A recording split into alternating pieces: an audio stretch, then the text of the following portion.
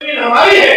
उस नारे को सिद्ध करते हुए 5,25,000 लोगों के लिए 7,83,000 बीघे जमीन पट्टे पर देने का काम किया।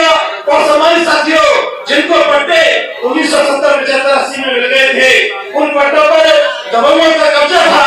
माननीय बहन जी ने अपनी सरकार में अभियान चला करके ऐसी 35 लाख बीघे जमीन को दबंगों के कब्जे से निकाल करके उसका मालिक गरीबों को बनाने का काम किया।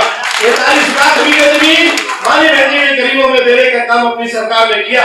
सम्मानित साथियों, शिक्षा की दुहाई देते हैं भाजपा कांग्रेस सपा के लोग, लेकिन माननीय बहन कुमारी मायावती जी ने, सम्मानित साथियों, अंग्रेजी जमाने में जो 11 यूनिवर्सिटी इस उत्तर प्रदेश में चलती थी, वही 11 यूनिवर्सिटी बहन जी को मिली। भाजपा कांग्रेस और सपा ने एक भी यूनिवर्सिटी इस उत्तर प्रदेश की धरती पर बनवाने का काम नहीं किया।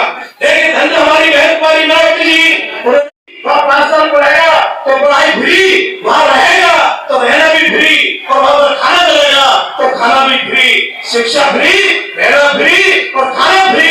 ऐसी व्यवस्था हमारी नेता माननीय बहन कुमारी मायावती जी ने इस उत्तर प्रदेश में करने का काम किया। साथ ही साथ 8,12,000 सरकारी नौकरी देने का काम किया। 12 लाख लोगों को प्राइवेट सेक्टर में नौकरी देने का काम किया। माननीय बहन कुमारी मायावती जी ने कानून का राज कानून के माध्यम से इस उत्तर प्रदेश में स्थापित करने का काम किया और संविधान की मंशा के आधार पर हुकूमत चलाने का काम किया।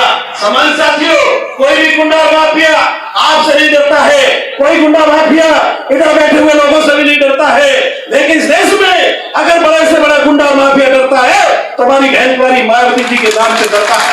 इसलिए आप लोग चाहते हैं कि बहन बेटी की इज्जत महफूज रहे, आप लोग चाहते हैं कि हमारी जमीनों पर कोई कब्जा न कर सके, अगर आप लोग चाहते हैं कि हमारे बच्चों को शिक्षा मिले, तालीम मिले, अगर आप लोग चाहते हैं कि हमारे बच्चों को रोजगार मिले, अगर आप लोग चाहते हैं कि अपने मथुरा लोकसभा के साथ साथ उत्तर प्रदेश और देश का विकास हो, तो सम्मानित साथियों, उसके लिए हमें हाथी का बटन दबा करके बहन कुमारी मायावती जी को इस देश का प्रधानमंत्री बनाने का काम करना है और साथ ही साथ कमल जी को यहाँ से सांसद बना करके भेजने का काम करना है।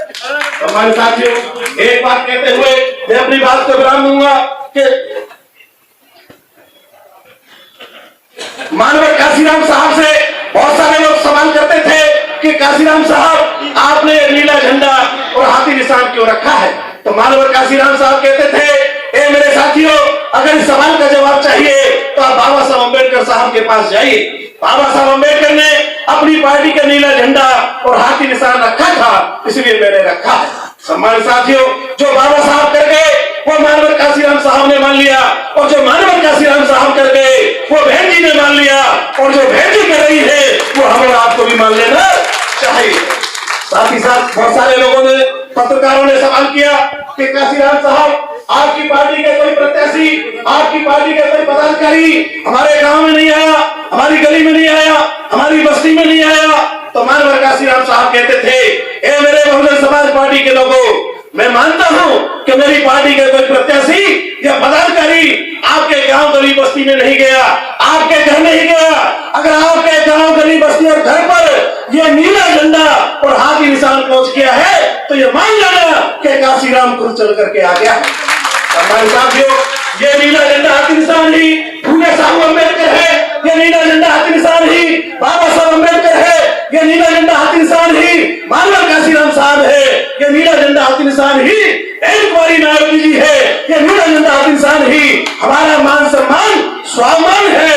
सम्मानित साथियों, इसलिए आप नारा देते हैं कि बीएसपी की क्या पहचान? माननीय काशीराम साहब ने यह भी कहा, ए मेरे बहुजन समाज पार्टी के लोगों, बहुत सारे लोग आपके बीच में आएंगे जो नीला झंडा लेके आएंगे, बाबा साहब का भी नाम लेंगे, काशीराम का भी नाम लेंगे, लेकिन आपको उनके बहकावे में नहीं आना है। आपको देखना है कि उस नीले झंडे पर हाथी निशान है या नहीं है। हमारे साथियों, हमारा प्रत्याशी कोई भी हो, लेकिन हमें हाली नीला झंडा और हाथी निशान देखने का काम करना है। साथ ही साथ मैं आपसे एक अपील करते हुए कि आपने भाजपा का झंडा देखा होगा, कितने रंग का होता है?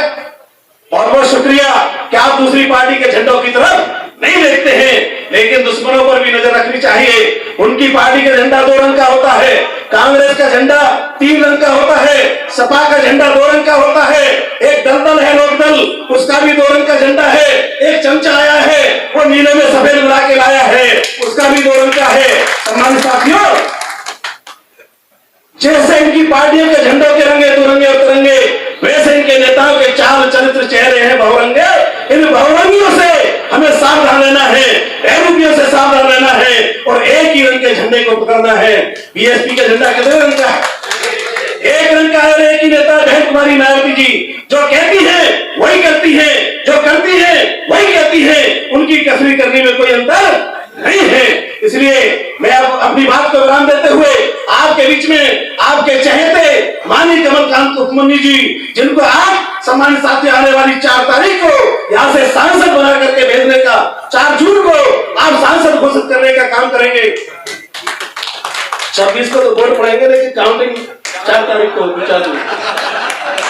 इसलिए सम्मानित साथियों, मेरा आप लोगों से अनुरोध है कि आप लोग हाथी वाला बटन दबा करके भारी बहुमत से जिताने का काम करें।